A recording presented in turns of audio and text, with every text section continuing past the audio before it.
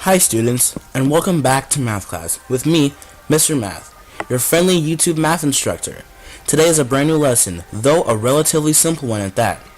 This lesson is all about multiplying fractions, whether they are improper, which means that the numerator is bigger than the denominator, or they are just regular fractions. And so, without further ado, let's get to the lesson. Hi students, multiplying fractions requires 3 simple steps to complete. And here they are. 1.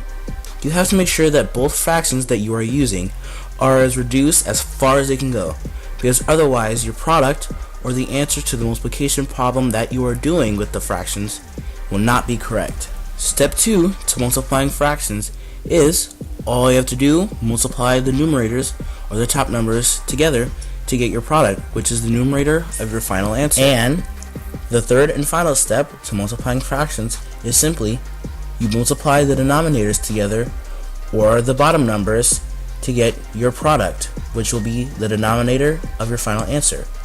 And that is all there is to it.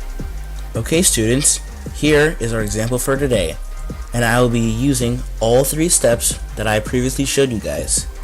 So the 2 fractions we will be using today are 6 over 8 and 5 over 7.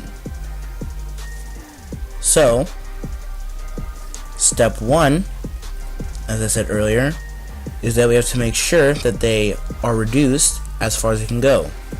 5 over 7 cannot be reduced any further, so we're just going to leave that alone for now. 6 over 8. And you have to ask yourself, can this be reduced? In our case, yes, it can. They are both divisible by 2, which means that this fraction reduces to 3 over 4. Can this fraction be reduced any further? No, it cannot, which means that our first step is complete. Step 2 of our example is to multiply the numerators or the top numbers together. So we have 3 from 3 over 4 and 5 from 5 over 7. 3 times 5 is 15. So that, and our third and final step of our example is to multiply the denominators together. So we have 4 from 3 over 4 times 7 from 5 over 7. And our denominator for our final answer is 28. So that means altogether our final answer for our example is 15 over 28.